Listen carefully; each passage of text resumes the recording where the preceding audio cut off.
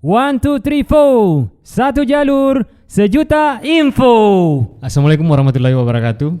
Pemirsa, kita berjumpa lagi dan hari ini kita kedatangan tamu yang sangat spesial, yang sangat istimewa. Beliau adalah Insinyur Mahyudin ST MT IPM ASEAN Engineering. Ya, Pak Mahyudi, bagaimana kabar Pak? Alhamdulillah baik Pak. Ya, Pak Mahyudi ini adalah salah satu dosen dari Universitas Unifa, Ya, teknik sipil ya Pak ya? ya betul Pak. Sekarang katanya lagi menempuh pendidikan S3 ya? Ya betul Pak, kebetulan menempuh S3 di Universitas Hasanuddin, jurusan sipil juga Pak. Oh, jurusan sipil juga? Ya. Iya. Terkait apa itu Pak? Orientasinya sih tetap transportasi, cuman lebih banyak tentang mengkaji berapa sih biaya kemacetan yang ditimbulkan ketika terjadi macet.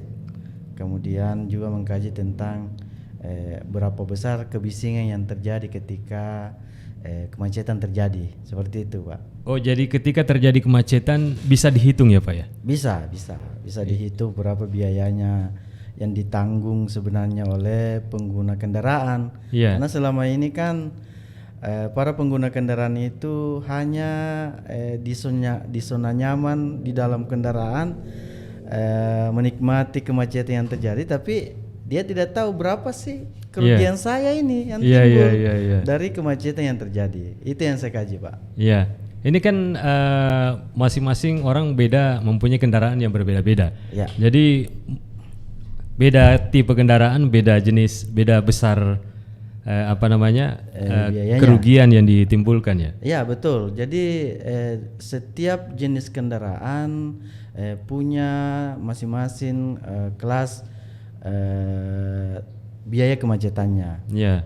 Jadi tapi saya lebih fokus ke kendaraan pribadi. Kendaraan pribadi. Ya, tidak usahlah kita teliti semua, kita sisakan yang lain. Ya. Tapi saya fokus di kendaraan pribadi karena memang pengguna juga orientasinya lebih banyak di kendaraan pribadi. Iya. Jadi tipe-tipe kendaraan itu kan ada angkutan umum, ada truk, ada roda 2, roda 4, ada bis. Itu sebenarnya jenis-jenis kendaraan itu beda juga tipe biaya kemacetannya. Biaya kemacetannya. Ya, Iya. Yang mana lebih besar biaya kemacetannya, kendaraan baru atau kendaraan yang sudah berumur tua? Kalau berkaitan dengan biaya operasi kendaraan, ya pasti yang lebih banyak itu adalah kendaraan lama. Kendaraan lama. Karena biaya operasionalnya tinggi. Iya. Mulai dari perawatan mesin, Iya. pergantian onderdil, pergantian mesin, kemudian umur biaya kendaraannya, umur ekonomis bannya, itu kan dihitung semua. Iya. Kemudian berapa kapasitas penggunaan olinya nanti. Kan biasanya antara mobil baru dengan mobil lama biasanya kan masih bagus penggunaan mesin-mesinnya sehingga tidak terlalu besar biaya perawatan, kecuali kalau mobil lama. Mobil lama. Ya, iya. Jadi kalau kita stay pada satu titik, misalnya di satu lampu merah macet, itu dalam setengah jam itu bisa dihitung ya berapa? Betul. Tapi kajian perhitungannya dia hanya menuju ke berapa sih berapa rupiah per kilometer. Oh, berapa rupiah per kilometer? Ya, berapa rupiah per kilometer. Jadi bukan standby pada satu titik.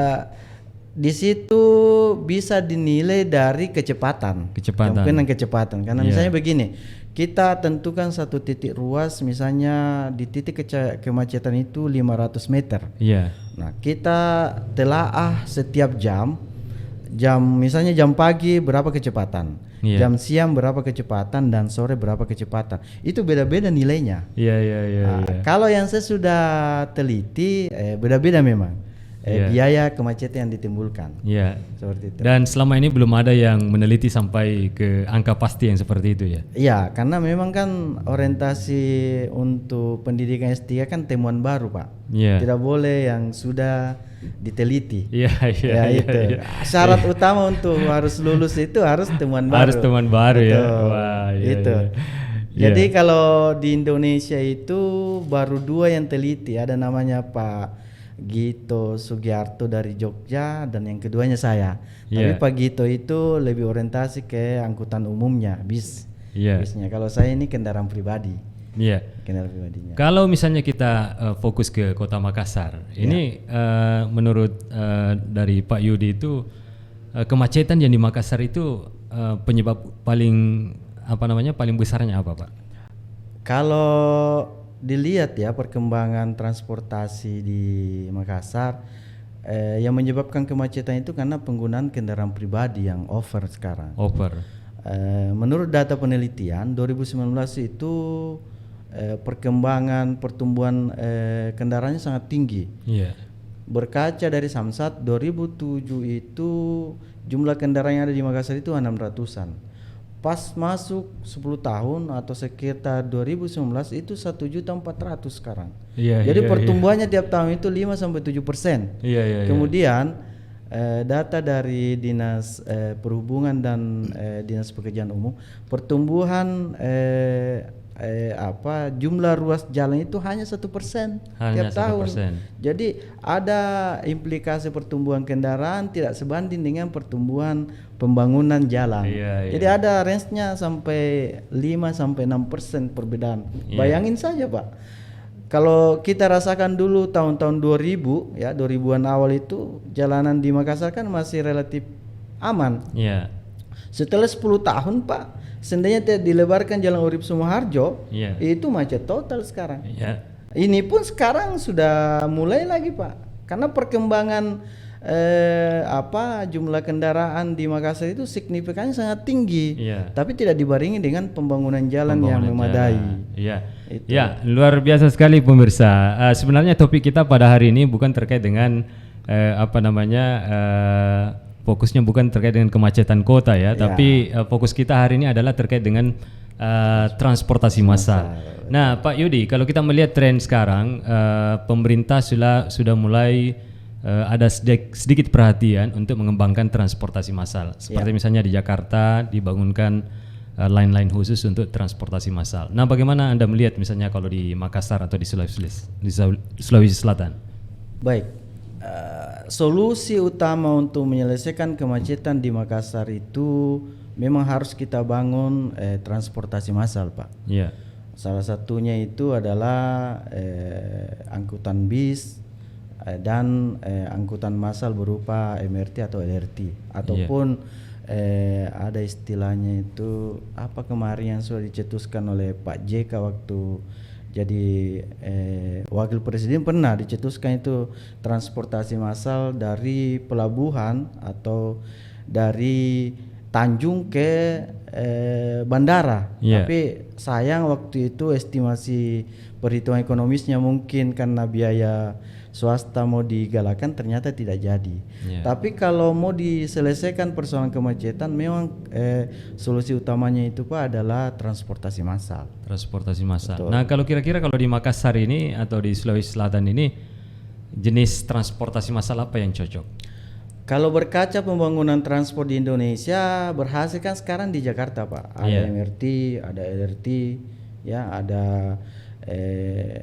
bus Transjakarta. Tapi lebih optimal sebenarnya untuk mengurangi pergerakan kendaraan di jalanan umum adalah kita harus bangun memang jalur rel MRT atau LRT. Karena kenapa? MRT itu setiap kali perjalanan itu sampai mengangkut 500 angkutan, Pak, manusia. Kalau LRT itu ya, kalau MRT itu sampai 1.500. Bayangin saja kalau orang yang selama ini menggunakan kendaraan pribadi kita bisa alihkan ke angkutan massa berupa MRT, 1.500 kendaraan tidak berjalan di jalan umum. Bayangin aja, Pak. Iya. Kalau menurut penelitian kami di Unipa, jalanan utama termasuk Petarahan yang salah satu jalur utama arus kendaraan, itu jam puncaknya itu sekitar 3.000 sampai 4.000 kendaraan per jam. Iya. Kalau yang saya di wilayah saya itu sampai 1.500 jumlah kendaraan per jam. Nah, bayangin saja, itu baru satu gerbong rel MRT itu bisa mengangkut 1.500. Bagaimana kalau sudah 10 gerbong yang kita aktifkan? Ini bisa mengurangi pasti kemacetan, Pak. Seperti itu. Kalau kita lihat di luar negeri, di kota-kota besar, itu kan kebanyakan transportasi massalnya itu dibangun di bawah underground. Bagaimana Anda melihat? Apakah itu juga memungkinkan untuk dilakukan di Kota Makassar? Ya, teknologi sekarang sudah sangat canggih, Pak. Apapun itu bisa diterapkan. Contohnya di Jakarta itu kan di Jalan Tamrin itu jalan utama, konstruksi utama di atasnya sangat bervariatif, tapi akhirnya kan bisa dikerjakan. Ya kan sekarang ada namanya bor apa namanya kemarin itu di Jakarta, Antasena kayak yang disebut oleh Pak Jokowi. Dan itu apapun itu bisa dihancurkan. Karena saking canggihnya ini alat bor. Itu bagus sebenarnya, Pak. Dan bukan hanya underground konstruksinya, top ground juga bisa sebenarnya. Top ground juga bisa. Top ground bisa. Solusinya sebenarnya kita harus selesaikan dulu jalur utama ini, Jalan Urip Sumarjo, dari titik 0 sampai melewati Unhas. Itu sebenarnya titik utamanya harus diselesaikan kemacetan. Dan jalan lain sebenarnya solusinya itu. Kalau kita mau optimalkan sistem transportasinya di Makassar. Gitu. Kalau kita di Makassar ini, Pak Wali baru-baru ada program pengadaan bus. Bahkan sempat dibangun beberapa titik-titik untuk tempat penumpang menunggu. Nah, kelihatannya ini tidak berjalan. Bagaimana Anda melihat ini? Iya, betul. Memang ada dulu program pemerintah Kota Makassar, kalau nggak salah itu tahun 2016 dimulai. Sama konsepnya di Jakarta, Transjakarta. Saya tidak tahu apa namanya di Makassar ini, Trans Makassar kan atau bagaimana. Cuma memang regulasinya yang tidak optimal, tidak tidak dielaborasi dengan baik, akhirnya macet. Malahan 2019 kemarin malah merugi infonya. Saya dapat merugi. Tapi semua itu sebenarnya kalau kita tangani dengan baik dan yang menangani itu juga ahli yang berkompeten di sana, sebenarnya bisa optimal, karena yang namanya jasa transportasi itu tidak ada rugi, Pak. Karena payback-nya ada.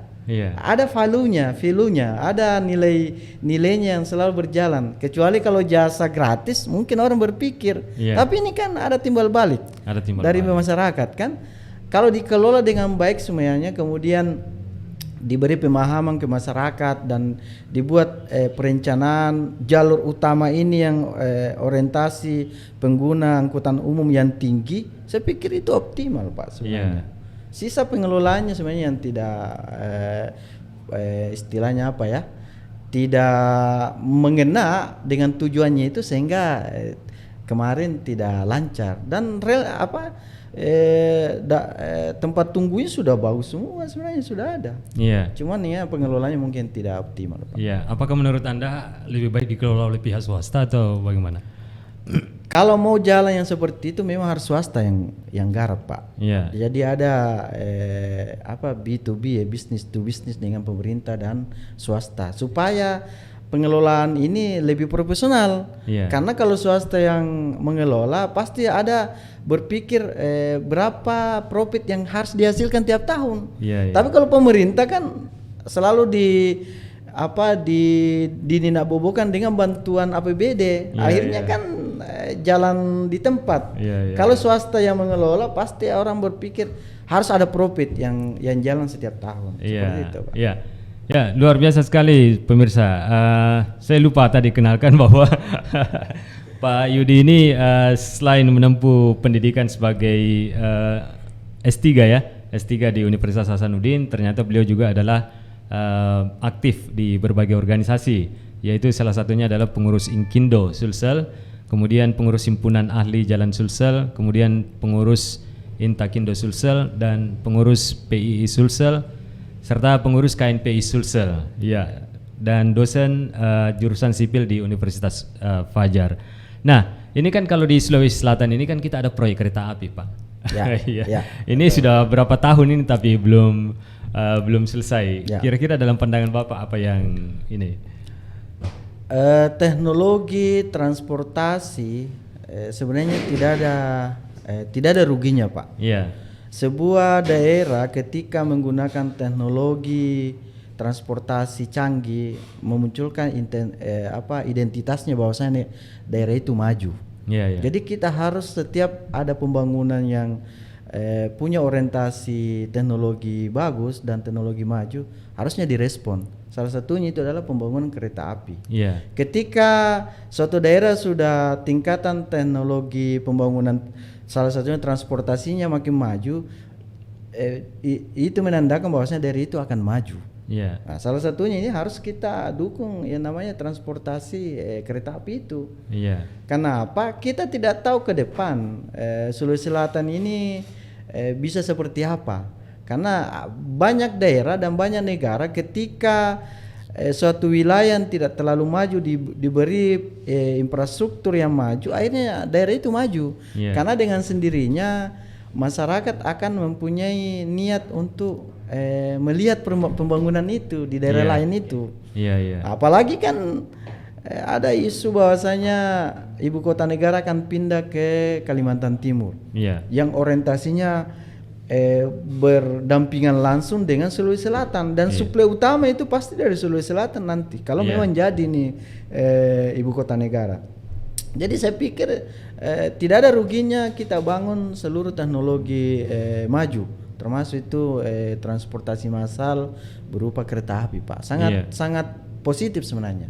Iya. Gitu. Kalau kita melihat sekarang infrastruktur yang ada, misalnya jalan-jalan kita, apakah memungkinkan kita untuk membangun transportasi massal? Oh, sangat memungkinkan, Pak. Iya. Kalau dibandingkan dengan kompleksitas Jakarta dengan Makassar, Jakarta itu sangat tinggi sekali kompleksitasnya, tapi bisa dibangun. Apalagi Makassar, perbandingan masyarakat antara Jakarta dengan Makassar itu Makassar 2 jutaan, Jakarta 10 jutaan lebih, tapi bisa dibangun, Pak. Bisa dibangun. Kan wilayah Makassar itu masih relatif low lah dibanding dengan Jakarta. Dan kalau tidak sekarang dibangun itu kapan lagi? Apalagi ini perkembangan Makassar sudah sangat tinggi dan pesat, Pak. Dan sekarang kita bisa rasakan lagi, sudah dilebarin Jalan Urip Sumoharjo, dibuat jalan lain di Petarani, tapi kan masih dirasakan ada titik-titik kemacetan. Jadi kalau tidak dilanjutkan itu, saya pikir dikembangkan yang namanya transportasi massal, saya pikir Makassar nanti mempunyai satu titik yang menyebabkan itu kemacetannya sangat parah.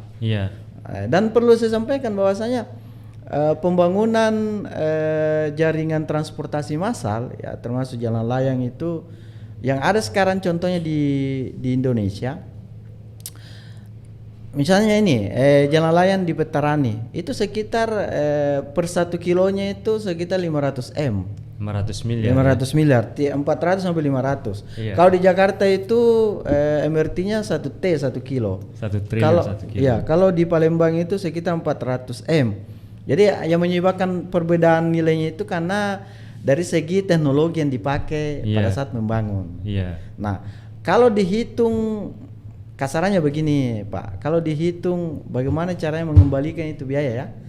Saya jauh menjelaskan ini, tapi tidak apa-apa. Sebagai media informasi bahwasanya bayangin saja MRT kalau 1.500 sekali angkut dan satu orang itu biaya antara 3.000 sampai 4.000 sekarang.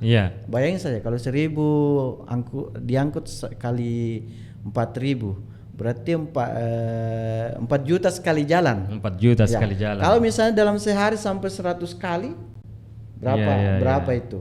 Sudah 100 juta sekali. Satu gerbong, kalikan 10 gerbong dalam sehari misalnya. Kalau optimal ini pelaksanaan yang namanya transportasi massal. Saya pikir 10 tahun bukan lagi untung, sudah ketawa pengelolanya. Jadi itu bayangan untuk yang namanya pengelolaan transportasi massal, dan pasti untung Pak. Tidak ada jasa itu tidak untung. Di Sulawesi Selatan termasuk misalnya proyek kereta api, salah satu yang menghalangi atau yang agak memperlambat proses terwujudnya adalah pembebasan lahan. Nah, bagaimana Anda melihat hal ini? Apakah memang pemerintah seharusnya memberikan peraturan tersendiri untuk memforce supaya halangan-halangan seperti ini bisa diminimalisir? Iya, memang kendalanya sekarang pembangunan itu karena persoalan pembebasan lahan, Pak. Sebenarnya sih sudah ada peraturannya. Jadi kalau misalnya pembebasan lahan itu sudah berapa kali dinegosiasi dari tim panitia pembebasan lahan, dan aturannya sudah pasti, nilai-nilainya sesuai dengan aturan dan pemilik lahan tidak menyerahkan, pengadilan yang memutuskan. Memutuskan, karena kalau misalnya ini peruntukannya kepentingan negara untuk nasional, itu pengadilan boleh memutuskan. Mengetuk, silakan serahkan lahan Anda sekian untuk keperluan pembangunan, mau tidak mau harus Anda ikuti. Seperti itu, ada aturannya sekarang. Ada aturannya, ya. Tapi kalau kita pakai pola itu sebenarnya kurang pas. Tapi ada jalannya. Negara itu sudah punya koridor untuk pembebasan lahan. Cuman memang harus ada orientasi pendekatan supaya pembangunan ini lancar juga dan masyarakat tidak mencemooh. Tapi sebenarnya sisa edukasi yang bagus pemerintah daerah ke masyarakatnya supaya ini pembangunan sukses. Karena kenapa tidak? Kalau daerahnya sudah maju begitu, pasti ekonominya akan naik daerah itu, Pak. Harusnya sih. Jadi sisa edukasi saya sebenarnya. Edukasi.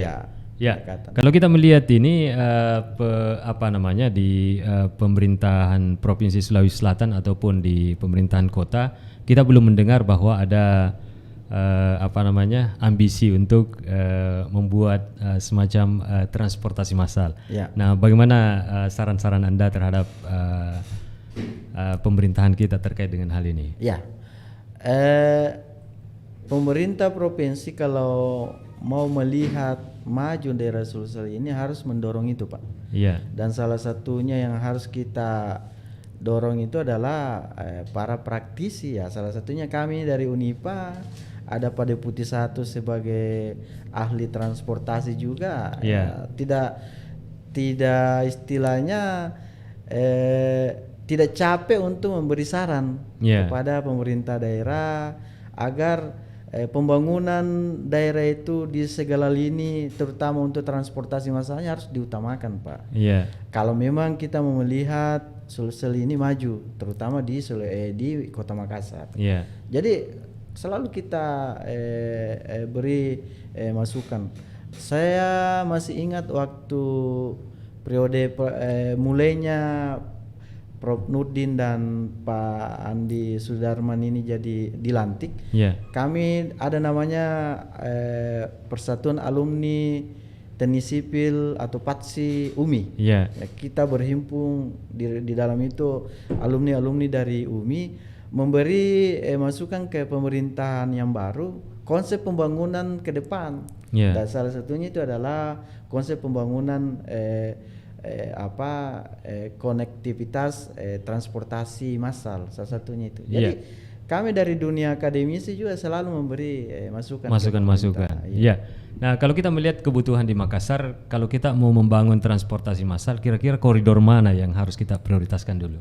Ya, kalau kita rasakan ini memang yang paling jalur utama itu di Kota Makassar khususnya. Pertama itu Urip Sumoharjo. Kedua penghubung antara Jalan Petarani dan Jalan Sultan Alauddin. Itu harusnya yang utama kita harus selesaikan dulu. Salah satunya itu kalau memang mau dibangun jalan layang yang saya bilang tadi estimasinya, berarti kalau 10 kilo kita mau bangun jalan Urip Sumoharjo hanya menelan biaya 5 triliun saja. Alauddin juga kalau sekitar 5 kilo berarti 2,5 T. Nah, kalau kita kerjasamakan dengan swasta, saya pikir 5 tahun selesai itu barang. Iya, Tidak iya, iya, masalah. iya, iya. Karena jelas ya. Jelas, tidak ada ruginya sebenarnya, Pak. Iya, iya, Gitu. iya, iya. Walaupun 5 tahun dikelola, saya pikir sudah kembali ini. Iya, modal. iya, Ya, iya, itu, iya, Pak. iya. Apalagi kalau sudah dibantu oleh APBN, lebih ringan lagi Iya. pembangunannya, Pak. Iya, Gitu. iya, iya. Dan sedikit lagi ini yang jalur yang dibangun di Veterani kan rencana mau ditembuskan ke Barombong. Barombong. Iya. Kalau jadi itu kan satu alternatif sebenarnya bagus untuk Iya. mengurai Kemacetan. kemacetan di Makassar. Iya, Ya, iya, itu. iya. Ya, ya, luar biasa sekali pemirsa obrolan kita hari ini dengan Bapak Yudi terkait dengan transportasi massal. Ya, kalau ada yang ingin berkonsultasi terkait dengan transportasi massal ini bisa dihubungi langsung dengan ke Pak Yudi atau bisa langsung ke tim Unifa ya, karena kebetulan mereka punya tim untuk yang melakukan kajian-kajian terkait dengan hal ini. Ya, terima kasih banyak Pak Wahyudi atas Baik, ya, terima kasih. waktunya. Ya. Ya, pemirsa, mudah-mudahan ada manfaatnya apa yang kita diskusikan hari ini. Wabillahi taufik wal hidayah. Wassalamualaikum warahmatullahi wabarakatuh. Waalaikumsalam warahmatullahi wabarakatuh.